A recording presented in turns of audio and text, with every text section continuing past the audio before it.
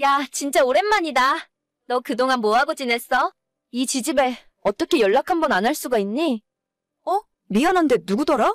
내 핸드폰에 번호가 저장이 안 되어 있는 것 같은데. 대학교 때 같은 과였나? 진짜 섭섭하다. 어떻게 나를 까먹을 수 있어? 나 설이야, 곽설이. 우리 고등학교 때 같은 반이었잖아. 아, 그 곽설이? 그래, 진짜 오랜만이다. 그동안 잘 지냈고? 그럼 나야 잘 지냈지. 너는 어떻게 지냈어? 결혼은 했고? 난 작년 가을에 결혼해서 지금 한참 신혼이야. 근데 정말 의외다. 너한테 연락이 올 줄은 몰랐어. 우리가 고등학교 2학년 때 같은 반이었나? 1학년 때 같은 반이었나? 난 너랑 친하다고 생각했는데 너는 아닌가 봐. 뭔가 아쉽네. 벌써 나를 다 잊어버린 거야? 우리가 2학년 때 같은 반이었지. 내가 너를 어떻게 잊어버리겠어? 너가 반장까지 했었잖아. 그렇지, 내가 반장을 했었지. 그건 그렇고. 사실 나 얼마 안 있으면 결혼하잖아. 오랜만에 연락했다고 오해하지는 말고 너가 꼭 내 결혼식에 와줬으면 해서. 아, 결혼하는구나? 그래, 알겠어. 초대해줘서 고마워. 고맙긴. 고등학교 동창들 오랜만에 볼 수 있어서 기대된다. 아무튼 내가 조만간 다시 연락할게. 그래, 알겠어. 이 친구에게 결혼식 초대를 받고 난 뒤 저는 한동안 손발이 덜덜 떨렸습니다. 고등학교를 졸업한 지는 벌써 10년도 넘게 지났지만 저는 단 한 번도 이 친구의 이름을 잊고 살아본 적이 없어요. 내성적인 성격을 가진 저와는 다르게 예쁘고 활발한 성격이라서 주변 사람들의 관심을 한몸에 받았던 친구였고 고등학교 2학년 때 처음이자 마지막으로 같은 반이 되었었죠. 학기 초에는 잠시 친하게 지낸 적도 있지만 작은 사건 하나 때문에 저는 1년 동안 반에서 왕따처럼 지내게 되었고 저 친구와 주변 몇몇 애들이 저를 엄청 못살게 굴었습니다. 여자들끼리 왕따 시키는 건 남자애들처럼 대놓고 때리거나 괴롭히는 방법이 아니라 은근히 제 자존심을 짓밟아 뭉개버리는 일이었어요. 체육복이나 학용품 같은 제 물건들을 빌려가서는 잊어버렸다고 하거나 다른 반 친구에게 빌려줬다고 하면서 찾을 수 없게 만들었고 돈을 뺏어가는 일도 빈번했습니다. 심지어는 같은 반인데도 불구하고 수업 시간 직전에 제 교과서를 가져가는 바람에 저만 선생님에게 혼난 적도 있어요. 친구의 괴롭힘이 점점 심해져서 담임 선생님에게 이야기한 적도 있는데 그 친구는 공부도 그런대로 잘하는 편이었고 성격도 활달한 반장이었기 때문에 선생님은 제 말을 진지하게 믿어주지 않았죠. 오히려 그 친구를 불러다가 교무실에서 삼자대면을 시켰고 적당히 악수하고 화해하라는 식으로 사건을 덮고 지나갔습니다. 그 뒤로부터 당연히 괴롭힘의 강도는 훨씬 더 심해졌고 저는 입을 다물 수밖에 없었죠. 덕분에 안 그래도 내성적이고 조용한 성격이던 저는 고등학교 졸업할 때까지 학교에서 있는 듯 없는 듯 기죽어서 지냈고 한때는 다른 사람들 앞에서 평범하게 말하는 것조차 힘들 정도로 후유증이 심하게 남았어요. 너네 이야기 들었어? 고등학교 같이 나온 설이라고 있잖아. 곽설이. 걔 다음 달에 결혼한대. 진짜? 그런 것도 주워가는 남자가 있구나? 결혼식에 내가 찾아가서 헛갱판을 놔야 하는데 걔가 잘 먹고 잘 사는 꼴을 배 아파서 어떻게 봐. 방금 나한테도 연락 와서 청첩장 주더라. 나 아직도 걔가 밀쳐서 넘어진 곳이 아파. 어떻게 나한테 결혼한다고 연락할 수가 있지? 그 뻔뻔한 불려시가. 나 진짜 이대로는 못 넘어가겠다. 우리는 아직도 걔 때문에 힘들고 스트레스 받으며 사는데 자긴 다 까먹고 결혼식 오라고 초대를 할 수가 있어. 나 그 결혼식 갈 거야. 가서 뒤집어 놔야 직성이 풀릴 것 같아. 야, 그럼 우리 이렇게 한번 해볼까? 그 친구들 3명은 대학에서 친해졌어요. 고등학교 시절엔 다들 조용한 성격이라 서로의 존재를 모르고 지냈지만 같은 대학 다니면서 만나게 되었고 우리 모두는 한 가지 공통점이 있었습니다. 설이를 비롯한 당시 고등학교의 일진 애들한테 괴롭힘을 당하고 반에서 왕따를 당한 적이 한 번쯤은 있었다는 사실이에요. 그 무리들이 일반 학생들을 괴롭히면서 돈과 물건을 뺏고 때리고 모욕을 주는 일이 너무 흔했기 때문에 대부분의 친구들은 걔네들에게 원한 하나씩은 품고 있었거든요. 아마 자기는 즐거운 학창시절이었으니 저희 같은 피해자들이 어떤 기분으로 지금까지 살고 있었는지 전혀 기억도 못하고 알고 싶지도 않았겠죠. 자긴 잊어버렸어도 당한 우리들은 한날 한시도 그 이름들을 잊어버린 적이 없습니다. 한때는 예쁘장하게 생긴 설이가 연예계에 데뷔하기를 바랬던 적도 있어요. 그래야 제가 그녀의 고등학교 시절을 폭로하고 사회에서 매장시켜버릴 수 있을 거라 생각했거든요. 제가 먼저 하던 다른 친구가 먼저 폭로를 하거나 걔한테 당한 사람이 한둘이 아니니까 다 같이 한마디씩 하면 아니라고 발뺌할 수도 없었을 텐데. 불행인지 다행인지 대학교 들어간 이후로는 거의 소식을 들을 수 없었고 사회생활하면서 점점 옛날의 기억도 희미해져 갔습니다. 하지만 문득문득 그때 끔찍했던 시간들이 떠오르는 날에는 하루 종일 기분도 안 좋고 나를 상처 입혔던 사람들에게 복수하고 싶다는 생각을 자주 하기도 했어요.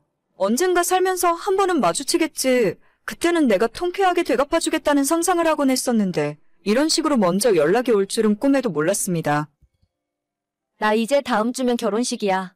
너가 꼭 와줄 거지? 요즘 다들 바쁜지 생각보다 올 수 있는 사람이 없네? 물론 가야지. 우리가 어떤 사이인데. 나 말고도 고등학교 때 너랑 같은 반이었던 친구들이 더 있는데. 그 친구들도 다 같이 갈 거야. 진짜 정말 잘 됐다. 안 그래도 사람 많이 안 올 것 같아서 걱정이었거든. 예약을 300명 잡아놨는데 다들 이런저런 핑계대면서 못 온다 하더라고. 니들이라도 와준다니까 다행이다. 역시 동창만한 친구들이 없다니깐. 거기 밥 맛있는 데니까 꼭 다 같이 와서 밥 먹고 가. 알았지? 그래. 나 일부러 주말에 시간도 빼놨어. 우리 반 반장 결혼식인데 없는 시간도 만들어서 가야지. 고마워. 그날 꼭 와서 사진도 같이 찍자. 10년 만에 보는데 얼굴 안 까먹었지? 그래. 다음 주에 보자. 그렇게 저는 친구들과 함께 넷이서 설이의 결혼식이 열리는 예식장으로 찾아갔습니다. 신부 대기실에서 한껏 드레스를 차려입은 설이와 함께 사진도 찍고 마음에도 없는 축하 인사를 전했어요. 설이는 우리들을 전혀 못 알아보는 눈치였지만 고등학교 때 동창이었다고 하니까 억지로 웃으면서 반갑게 맞이해주더라고요. 오죽 찾아올 사람이 없었으면 우리한테까지 연락을 했을까 싶었지만 일단 오늘은 하객으로 축하해주러 온 거라 다들 덕담을 주고 받았습니다. 멀끔하게 잘생긴 신랑 얼굴도 보고 식이 끝나고 친구들 올라와서 사진 찍으라고 할 때 저희 넷이 다 같이 올라가서 사진도 같이 찍었어요.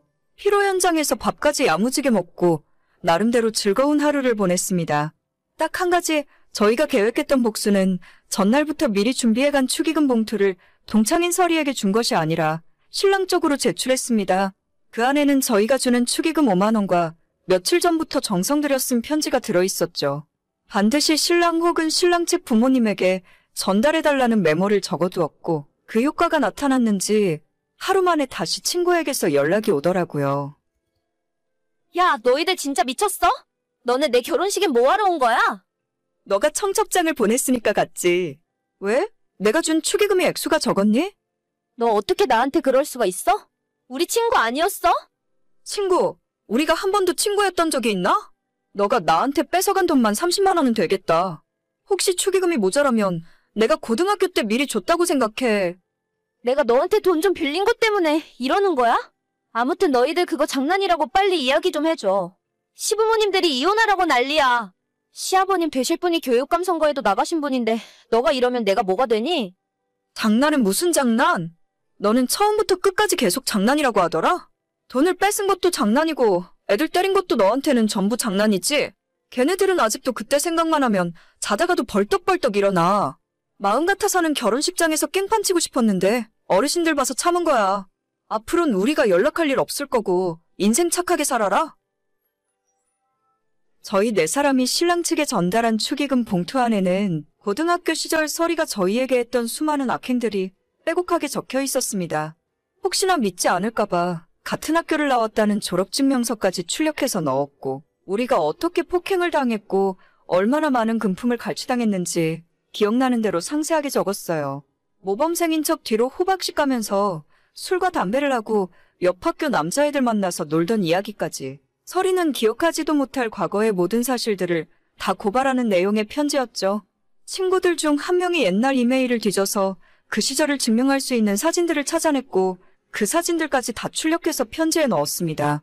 저희는 전혀 모르고 있었지만 신랑 측 부모 두 분 모두 교육자 출신 집안이었고 그 편지를 받아보시고는 집안 망신이라며 당장 결혼은 없던 일로 하자고 호통을 치셨다네요. 교육감 선거에 또 나가실 생각인 것 같은데 집안에 학교폭력 전과가 있는 며느리가 들어오면 참 볼만하겠구나 싶더라고요. 결국 제 친구는 신혼여행 비행기도 타보지 못하고 이혼하게 되었습니다. 정확하게 이야기하자면 혼인신고조차도 하지 못했으니 파혼이라 하는 게 맞는 말이겠죠? 그 뒤로도 몇 번 더 설이에게 연락이 왔었지만 전부 답장하지 않았어요. 결혼식에 갔던 친구들 모두 그녀를 차단했고 앞으로 어떤 연락도 받을 생각이 없습니다.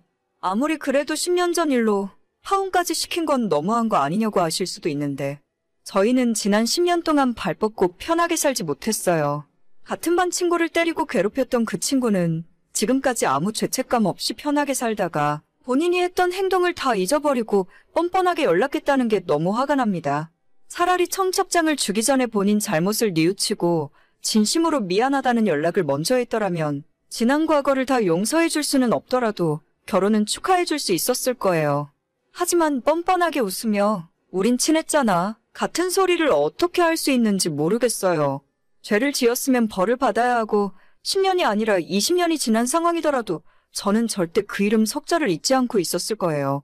아직도 TV에 뉴스를 보다가 중학생, 고등학생 친구들 사이에 서로 괴롭히고 차마 입에 담을 수조차 없는 나쁜 짓을 저지르는 친구들을 보면 제 학창시절이 떠오르면서 괴로워요. 그런 사람들은 모두 언젠간 반드시 벌을 받았으면 좋겠고 피해자가 괴로워하고 가해자가 행복하게 잘 사는 일이 없었으면 좋겠어요.